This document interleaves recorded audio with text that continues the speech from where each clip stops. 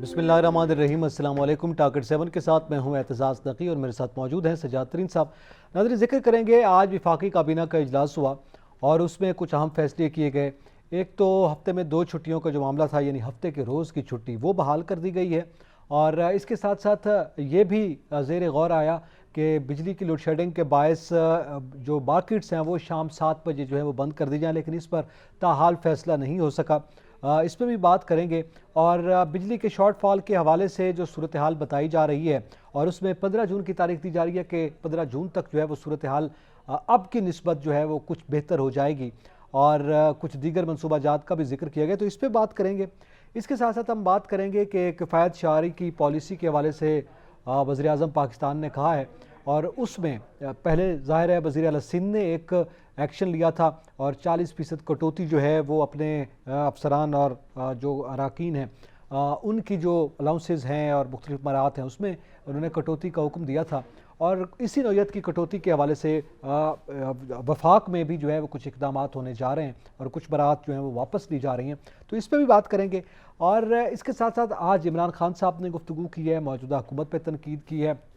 उन्होंने वकला से गुफ्तगू की है और उन्हें कानून के साथ खड़े होने और आइन के साथ खड़े होने की उन्होंने एक मरतबा फिर तंबीह की है, बात की है। तो इस पर भी बात करेंगे। और फिर हम ये जिक्र करेंगे कि आज बिज़नेस कॉन्फ्रेंस थी और मिफ्ता इस्माइल साहब भी उसमें मौजूद थे, वज़ीर आज़म पाकिस्तान भी बतौर मेहमान ख़ुसूसी थे। तो मिफ्ता इस्माइल साहब जो कि हमारे वज़ीर ख़ज़ाना हैं, उन्होंने जो इस वक्त मुआशी चैलेंजेस दरपेश हैं उसका जिक्र किया है और उससे वो कैसे निपटेगी ये हुकूमत, और उसमें जो बिजनेसमैन है वो क्या रोल प्ले कर सकते हैं, इस पर बातचीत की गई है। इसको भी शामिल गुफ्तगू करेंगे। सजाद तरीन साहब, सबसे पहले तो ये बात है कि वफाकी काबीना के आज के फैसले जो हैं वो यानी हम कह सकते हैं कि फोकस थे लोड शेडिंग के हवाले से। आपको पता है लोड शेडिंग के बायस इस वक्त आवाम बिलबिला रहे हैं, महंगाई अपनी जगह, गुर्बत अपनी जगह, इस वक्त पेट्रोलियम मसनूआत की कीमतें जो बढ़ रही हैं, मुसलसल बढ़ती चली जा रही हैं, वो अपनी जगह। बिजली की कीमतें बढ़ गई, लोग बिजली की कीमतों को भूल गए हैं। वो ये डिमांड कर रहे हैं कि जनाब बिजली आ नहीं रही, तो जो ज़रूरियात ज़िंदगी हैं बुनियादी वो नहीं चल रहे लोगों के। तो उस पर आज उन्होंने कहा जी हफ्ते की एक छुट्टी हम बहाल कर देते हैं। और इसके साथ साथ मार्केट्स का भी ये ज़ेर गौर है कि आइंदा दिनों में शायद जो है वो शाम 7 बजे तक बंद कर दी जाए। इस तरह के इकदाम जो वफाकी काबीना कर रही है, मामला हल हो पाएगा? देखिए, मैं आपको अर्ज़ करूँ कि 2013 में जब पीपल्स पार्टी की हुकूमत गई और नून लीग की हुकूमत जीत कर आई, पीपल्स पार्टी की हुकूमत ने बहुत सारे प्लांट्स लगाने की कोशिश की बिजली के मुख्तलिफ़ जगहों पर, लेकिन इफ्तिखार चौधरी साहब जो है वो हिलने ही नहीं दे रहे थे पीपल्स पार्टी को। और नंदीपुर का केस आपको पता है, डॉक्टर बाबर अवान पर रहा कि जी वो वहाँ खड़ा रहा, अप्रूवल नहीं मिली, बहुत सारे केसेस। जब आई नून लीग की हुकूमत 2013 में, तो मियाँ शहबाज शरीफ उस वक्त थे तो चीफ़ मिनिस्टर पंजाब, लेकिन बिजली के कारखाने लगाने, बिजली की लोड शेडिंग ख़त्म कराने के लिए बहुत मुतहरक रहे और बहुत जद्दोजहद उन्होंने की। और जब 2018 में नून लीग की हुकूमत गई तो इसमें कोई शक नहीं था कि बिजली हमारे पास वाफर थी और लोड शेडिंग भी नहीं हो रही थी। अब जब खान साहब आ गए तो खान साहब की जो पौने 4 साल हुकूमत रही है उसकी नाकस कारकर्दगी की बड़ी बड़ी दास्तानें हैं। हम अगर उनकी एक ही दास्तान ले लें तो हमारे एक नहीं कई प्रोग्राम का टाइम ख़त्म हो जाएगा।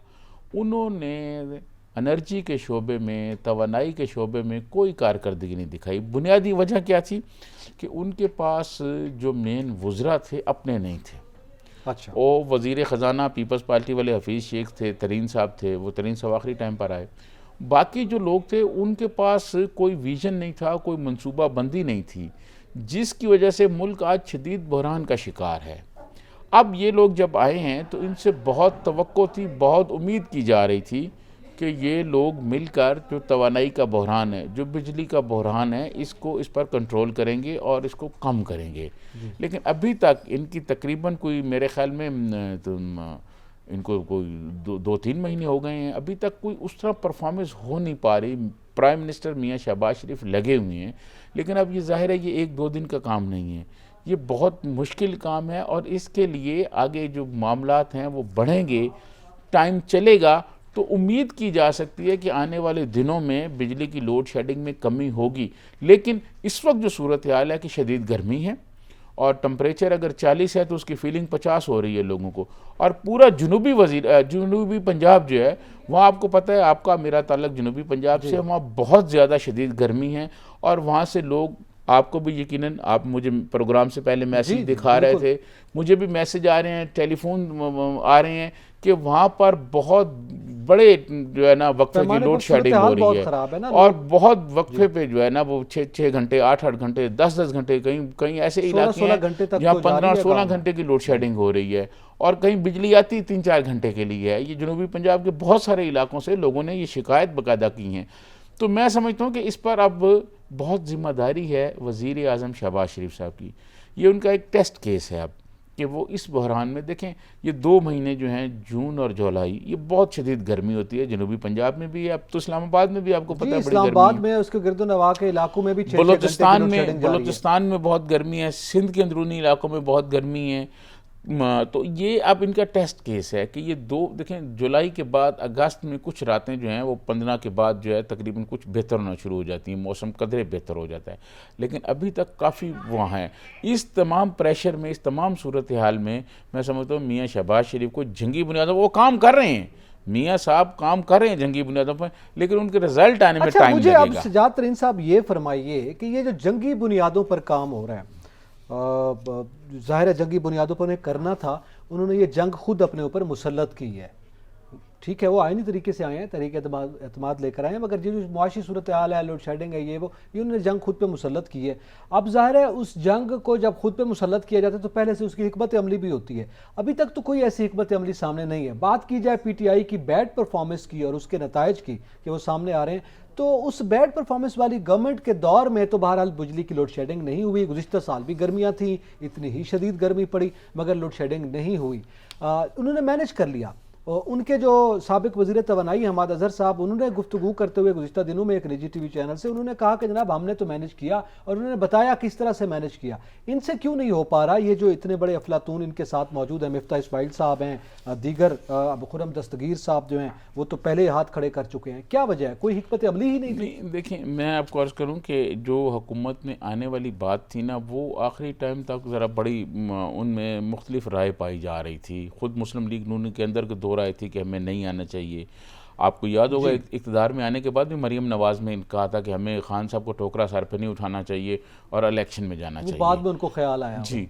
लेकिन मैं आपको बताऊं कि ये जो हुकूमत से आने से पहले मैं इन लोगों से पूछ रहा था, मैंने मुस्लिम लीग नून की टॉप लीडरशिप से सवाल किए, मैंने पीपल्स पार्टी से पूछे, मौलाना के लोगों से पूछा कि आप जो हुकूमत में आ रहे हैं तो ये जो बहरान है, इस बहरान को आप कैसे हल कर पाएंगे? गर्मी भी मैंने कहा शदीद हो जाएंगी। तो उस वक्त उनका ख्याल ये था कि हम कर लेंगे, हम इसका भी मसला हल कर लेंगे, पहले हम तहरीक अदम एतमाद को कामयाब करें। तहरीक अदम एतमाद कामयाब हो गई, लेकिन अभी तक ये आपकी बात दुरुस्त है कि बज़ाहिर ऐसा कोई इनकलाबी प्रोग्राम या इनकलाबी पॉलिसी नज़र नहीं आ रही कि जिस पर अमल दरामद करके ये कहा जाए कि अगले चंद रोज़ में लोड शेडिंग कम हो जाएगी। ये तो खैर कहा जा रहा है कि 15 जून तक कम हो जाएगी। प्राइम मिनिस्टर शहबाज शरीफ जो हैं वो काम कर रहे हैं, सही काम कर रहे हैं, और आने वाले चंद हफ्तों में उम्मीद की जा सकती है कि जो लोड शेडिंग है उस पर कुछ ना कुछ काबू पाया जाएगा और कुछ ना कुछ कमी होगी। सूरत हाल जो है वो बेहतर हो सकती है। चले वो आइंदा दिनों में मजीद भी कुछ फैसले होंगे। यहाँ पे वक्त एक ब्रेक का, हमारे साथ रहिएगा।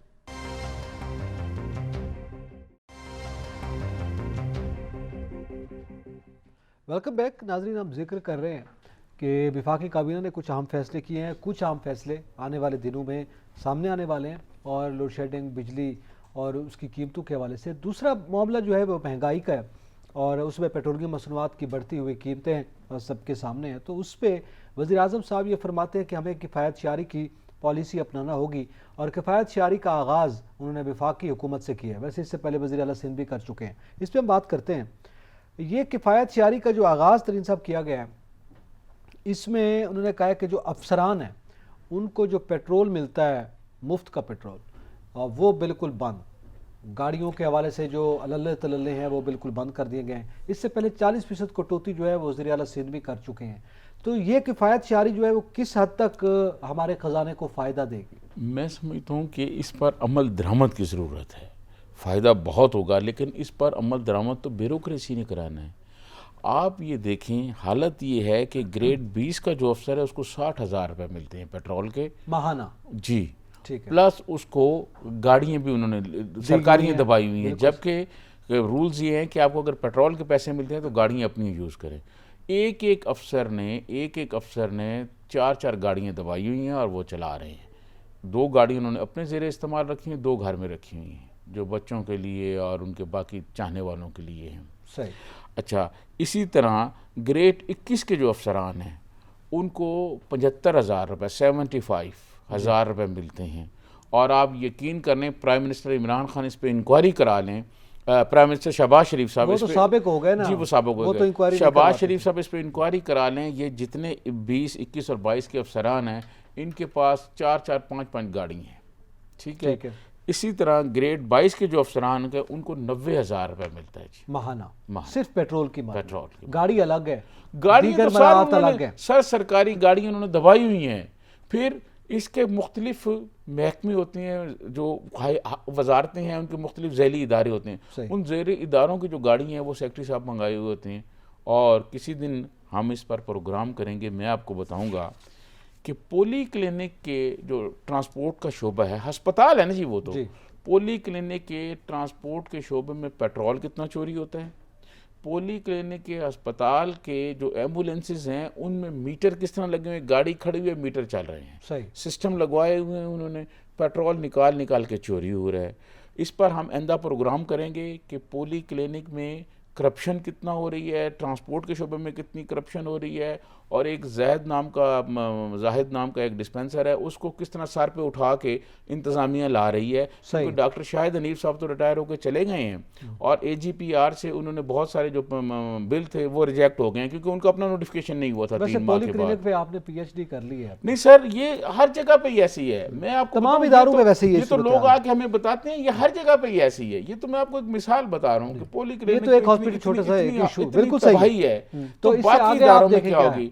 फिर जो सेक्रेटरी बैठे हुए हैं ऊपर, सर सेक्रेटरी तो मालिक है, प्रिंसिपल अकाउंट ऑफिसर है, सही है, वो ग्रेड 20 में होता है, 21 में होता है, 22 में होता है, जनाब वो बैठा हुआ, उसको कौन रोक सकता है, वो शहंशाह है जी। अब ये उन पर हाथ डालना बहुत जरूरी है। ये गाड़ियां जो वापस उनसे ली जाएं या पेट्रोल उनका कम किया है, मैं समझता हूँ ये बड़ा फायदा है, लेकिन इस पर अमल दरामद होना चाहिए। तो अमल दरामद जिन्होंने करवाना है उन्हीं से तो लिया जा रहा है। अगर अमल दरामद नहीं होगा तो इस ऐलान का कोई फायदा नहीं होगा, इस कौम को कोई फायदा नहीं होगा। बस ये कॉस्मेटिक किस्म का एक्शन। देखिए, ये सब लोगों को ये एहसास करना चाहिए। गरीब आदमी तो पहले ही पिस गया है ना, इन सब लोगों को एहसास करना चाहिए, सब लोगों को सोचना चाहिए मुल्क के लिए, कि हमें मुल्क के लिए ये जो बड़ी बड़ी करप्शंस हो रही हैं इन पर हाथ डालना चाहिए। ये जो गाड़ियों का, मैं समझता हूँ ये बहुत अच्छा इकदाम है। जो छुट्टी का फैसला किया गया है वो भी ठीक है, सैटरडे को छुट्टी हो जाए, फ्राइडे को हाफ डे हो जाए, काम पर चेक रखा जाए इनका, तो ये सूरत हाल बेहतर करने के लिए है। लेकिन ये ऊपर लेवल पे होगी तो नीचे होगी। देखिए, मैं आपको बताऊं, जो क्लर्क साहबान है ना, ये उनकी बहुत सी बातें होती हैं, क्लर्क हो गया, UDC हो गया, LDC हो गया, कोई सुप्रिटेंडेंट हो गया, वो बेचारा कुछ छोटा मोटा अगर हाथ मार ले तो बहुत शोर मचता है। बाबा, ये जो बड़ी बड़ी, आप यकीन माने, मैं आप किस दिन प्रोग्राम रखे, मैं आपको बताऊंगा कि कितने सेक्रेटरीज हैं जिन्होंने फॉर्चूनर्स गाड़ियां रखी हुई हैं, सरकारी गाड़ियां मुख्तलिफ, जो उनके प्रोजेक्ट चल रहे हैं वजारत के, उनकी गाड़ियां दबाई हुई हैं, कोई बोल ही नहीं सकता उनके सामने। ठीक है। और कुछ सेक्रेटरीज ऐसे हैं, वो मेरे पास डॉक्यूमेंट्स भी हैं, कुछ सेक्रेटरी ऐसे हैं उन्होंने अपने दोस्तों को भी गाड़ियां दी हुई हैं सरकारी।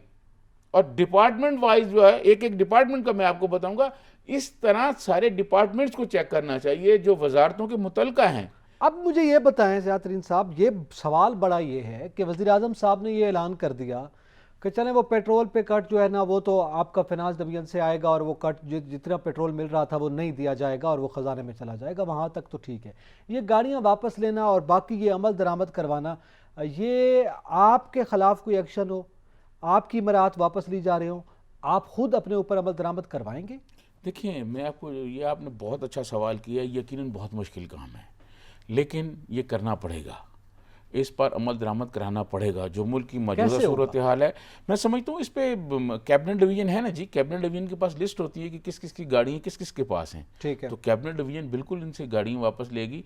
और ये जो अल्ले तल्ले इस पे खर्च हो रहे हैं, ये मुल्क नहीं अफोर्ड कर सकता, गरीब आदमी बहुत परेशान है। सारा बोर्ड होती है सजादतरीन साहब, बड़ी अफसरशाही की यहाँ पे अफसरी है। यहाँ असल हुकूमत तो ब्यूरोक्रेसी की है। हम छोटे से लेकर बड़े महकमे तक जहाँ तक चले जाएं या इदारों तक चले जाएं, तो वो जब काम छोड़ दें या वो नीचे से परफॉर्मेंस कम कर दें, मतलब ऊपर से लेकर नीचे तक ये सबके जो है वो लिंक्स होते हैं, तो वो भी तो हुकूमत के लिए फिर मसाइल पैदा होंगे ना। आपको पता है कितना मजबूत नेटवर्क है ये। देखिए, मैं आपको अर्ज़ करूं कि पाकिस्तान में कई सालों से एक बात ज़ेर बहस है कि मौजूदा जो हमारा ब्यूरोक्रेसी का निज़ाम है, इसमें तब्दीली लाई जाए, और इसमें तब्दीली मेरे ख़्याल में अभी तक नहीं लाई जा सकी। इसमें बहुत ज़रूरी है तब्दीलियाँ करना, क्योंकि सारी पावर्स जो होती हैं वो सेक्रेटरीज़ के पास होती हैं, और सेक्रेटरी जो हैं वो प्रिंसिपल अकाउंट ऑफिसर होते हैं। मिनिस्टर को और आप ब्रीफ यकीन करता है माने, ना, अगर आप यकीन माने जितने करप्शन के रास्ते ये ब्यूरोक्रेट्स दिखाते हैं मिनिस्टर्स को, उनको नहीं पता होता। ये उनको मालपानी के रास्ते दिखाते हैं कि जी ये काम कर लें और इस तरह काम कर लें।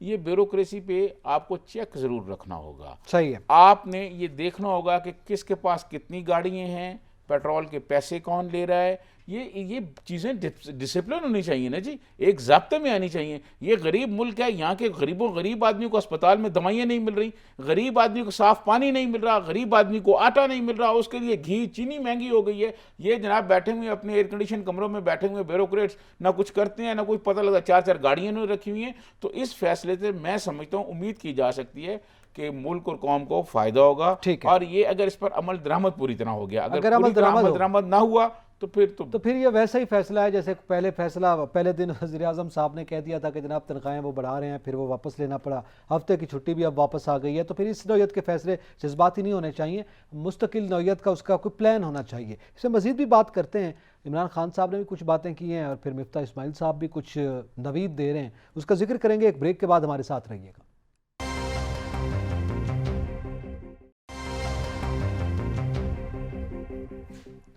वेलकम बैक नाज़रीन। ज़रा जिक्र करेंगे कि एक तो इमरान खान साहब ने यह बात की है, वकला से गुफ्तगू करते हुए बनी गाला भी पहुंच चुके हैं, तो वो बार बार ये जिक्र कर रहे हैं, एक तो इम्पोर्टेड हुकूमत के हवाले से भी और इनकी साजिशों के हवाले से भी, वो जो उनका एक बयानिया है उसका वो जिक्र कर रहे हैं।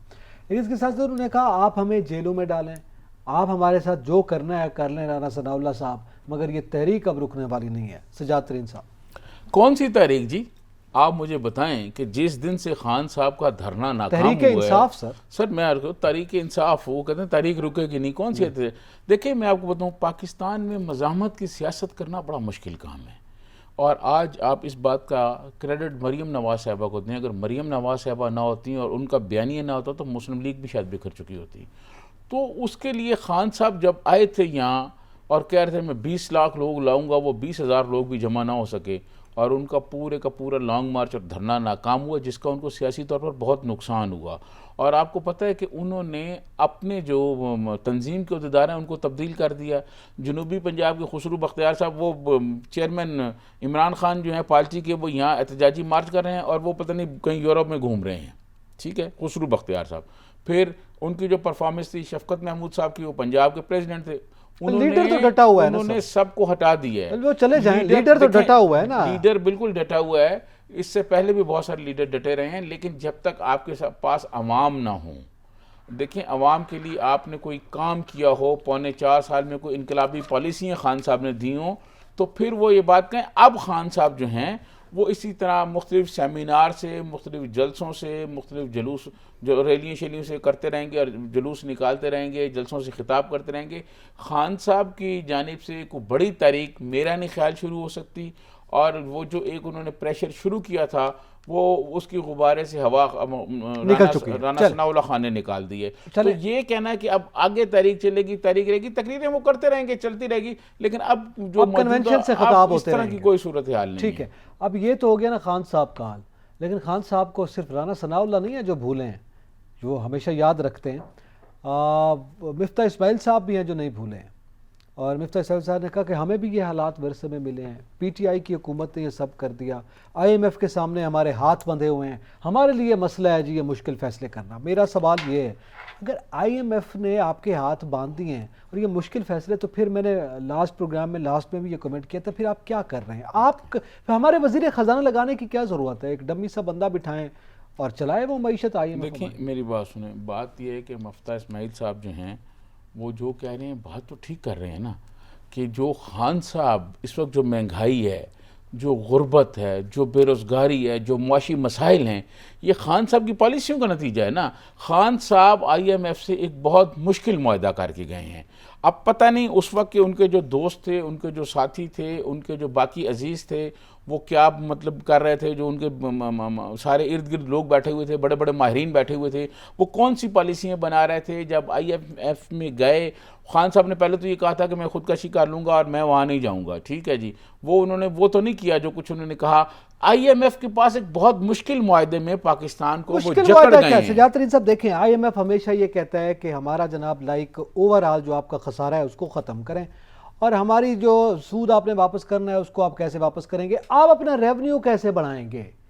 ये नहीं होता कि वो आपको IMF एक एक चीज़ ये लिख कर दे रहा है कि जनाब आप पेट्रोल की कीमत बढ़ा दें। पेट्रोल की कीमत तय करना IMF का काम नहीं है, ये आलमी सतह पे तय होती है। सब्सिडीज़ की उन्होंने बात की है, अच्छा उसको आप PSDP से उठा के उधर कर दें। ये हमाद अजहर साहब भी बार बार यही बातें करते रहें, तो आप इधर के पैसे उधर रख दें और उनको कहें जनाब हम ये खसारा कम कर चुके हैं, पेट्रोल पे आप सब्सिडी दे दें, अशिया ज़रूरिया पे दे दें। ये होती है मैनेजमेंट ना, जो इनको करनी थी, और हिकमत अमली होती है। IMF क्या कह रहा है कि आप दाल की कीमत बढ़ा दें। बड़े जज्बाती आपने नहीं बात सर, की देखिए है। ये देखिए फैक्ट्स मेरी हैं कि बात नहीं है, सुने आप जनाब, बताएं। मेरी बात सुने। जी, बजट सर पे आ रहा है, बजट बनाना है कि नहीं बनाना? यकीनन बनाना है। हमने बजट भी बनाना है और खसारा भी कम करना बजट है। बनाने के लिए देखें मेरी बात सुने, अदादो शुमार की हेरा फेरी जी। इसहाक डार से ऊपर कौन जानता है। वो तो IMF को भी फटी लगाते रहे हैं माजी में, आपको ठीक है। पता है। जब शौकत अजीज़ साहब आए तो उन्होंने बताया कि जी ये चले गए अक्टूबर में, जब इनकी हुकूमत मुशर्रफ ने ख़त्म कर दी और वो आए तो उन्होंने कहा जी जो IMF को अदादो शुमार दिए गए थे वो भी, उसमें भी हेरी फेरी की गई थी। अदादो शुमार में अब नहीं हो सकता सर। अब एक एक चीज़ उनके पता है, अब एक एक चीज़ ये जो है ना फलाना उठा के इधर कर दें, SDP से ऐसे कर दें, नहीं, ये उनका कर दें। काम खजाने को, मेरी बात देखें सुने, खसारे को कम करना है। ये उनका मसला नहीं है कि आप PSDP से उठा के इधर लगा दें, देखिए एक मेरी मिसाल बात की बात है। खसारे को कम करने के लिए रेवेन्यू बढ़ाना उनका मसला है। देखें बात ये है, खसारे को कम करने के लिए वो कहते हैं कि सब्सिडी ख़त्म करें। जब सब्सिडीज ख़त्म करेंगे तो फिर चीज़ें महंगी होंगी। पेट्रोल आपके सामने है, अभी इतलात है ना, वो ये प्लान दे अभी चुके हैं अभी ना अभी इतलात है ना कि पेट्रोल और महंगा होगा। जी। देखें पाकिस्तान बदकिस्मती से एक ऐसा मुल्क है जहाँ पेट्रोल महंगा होता है ना, तो उस वक्त पाकिस्तान में हर चीज़ महंगी हो जाती है। आप यकीन माने कि आप किसी रेडी वाले से जाके कोई चीज़ लेंगे तो वो कहेगा जी इतनी महंगी, आप कहें यार कल तो तुमने सस्ती दी, होगा जी पेट्रोल नहीं महंगा हो गया रात को, हालांकि उसका पेट्रोल से कोई ताल्लुक नहीं होता, लेकिन वो भी महंगाई कर देता है। एक तो पेट्रोल की वजह से महंगाई हो रही है, दूसरी महंगाई को रोकने के जो इदारे हैं उनको ये हुकूमत कोशिश कर रही है कि मुतहर्रक किया जाए, लेकिन मुतहर्रक नहीं इनको किया जा रहा। जब तक ये मुतहर्रक नहीं होंगे उस वक्त तक आम आदमी को रिलीफ नहीं मिलेगा। बात यह, आप जितना मर्जी अच्छा बजट बना लें, IMF से आप जो मर्जी मुआहदा कर लें, मूडीज जो मर्जी आपके बारे में कहे, जब तक गरीब आदमी का चूल्हा नहीं जलता, गरीब आदमी को खाने पीने की चीज़ें सस्ती नहीं मिलती, उसको कोई किसी से कोई मुआहदे से कोई गर्ज नहीं कि IMF आपको अच्छा, क्या कह रहा है। इस हवाले से गुफ्तगू करेंगे। हमारे साथ लाइन पर मौजूद हैं, तज्ज़ियाकार हैं जनाब सैयद वसीम सज्जाद साहब। बहुत शुक्रिया वसीम सज्जाद साहब वक्त देने का। मौजूदा मुआशी सूरत हाल पर मिफ्ता इस्माइल साहब जो हमारे वज़ीर ख़जाना है, उनकी मंतक भी आपने सुनी, और उस IMF मुआहदे के हवाले से भी आप जानते हैं कि क्या मुआहदा हुआ और क्या कंडीशंस लगाई गई। क्या समझते हैं, आपका क्या तबसरा है इस सूरत हाल पर? जी अस्सलाम वालेकुम जनाब अली, थैंक यू, आपने मुझे मौका दिया। आज हमने सुनी है मिनिस्टर फाइनेंस जो है वो उन्होंने स्पीच भी की एक कॉन्फ्रेंस में। तो ये पाकिस्तान की अगर देखा जाए ओवरऑल पोजीशन देखा जाए माशी तौर पे तो बहुत वीक है, बहुत कमजोर है। और ये आप और हम बचपन से सुनते आए थे कि पाकिस्तान जो है बड़े शदीद खतरात में है, मुल्क खतरे में है, पिछली हुकूमतों में ये किया वो किया। तो अब हकीकतन मुल्क के जो मुआशी हालात हैं बहुत खराब है। इसलिए हमें तमाम तर सियासी इख्तलाफात को भुलाकर तमाम स्टेक होल्डर को मिल बैठ के पाकिस्तान के लिए सोचना होगा। अगर ये पाकिस्तान है तो हम हैं, अगर पाकिस्तान नहीं है तो हम क्या हैं। बदकिस्मती से नकी भाई, बदकिस्मती से ये हमारी जो मौजूदा सियासी क़यादत है अभी तक वो मैच्योर नहीं हो रही। हालांकि उनको हालात वाकयात का पता है। अब देखें, मेरे बहुत ही सीनियर मोस्ट तरीन साहब बैठे हुए हैं, मुझसे ज्यादा नॉलेज है और ये माशाल्लाह इन्होंने बड़ा काम किया है। अब ये देखेंगे कितने सीनियर पॉलिटिशियन हैं। इमरान खान साहब साबिक वजीर आजम, ये मौजूद दूसरी पॉलिटिकल जमातें, इनको मुल्क के हालात का पता है और फिर क्यों नहीं ये एक चर्चा वो कर रहे मैशत पे? ये बड़ी अच्छी बात आपने कर रहे की है वसीम सजाद साहब के सबको मिल बैठकर जो है ये मुआशी पॉलिसी बनाना होगी। मेरे ख्याल से सजाद साहब ये एक बड़ी अच्छी राय है जो वसीम सजाद साहब ने हमें दिया। बहुत शुक्रिया वसीम सजाद साहब, आपने अपना कीमती वक्त दिया। सब जाते जाते आप भी कमेंट करें। मैं आपको अर्ज करूं कि ये तो आसफ अली जरदारी साहब ने जब ये असम्बली आई थी उस वक्त कहा था कि हमें एक मईशत का कोई मिसाक कर लेना चाहिए। अभी भी मियाँ शहबाज शरीफ साहब ने लाहौर में एक तकरीब में कहा है कि मईशत पे सियासत नहीं होनी चाहिए।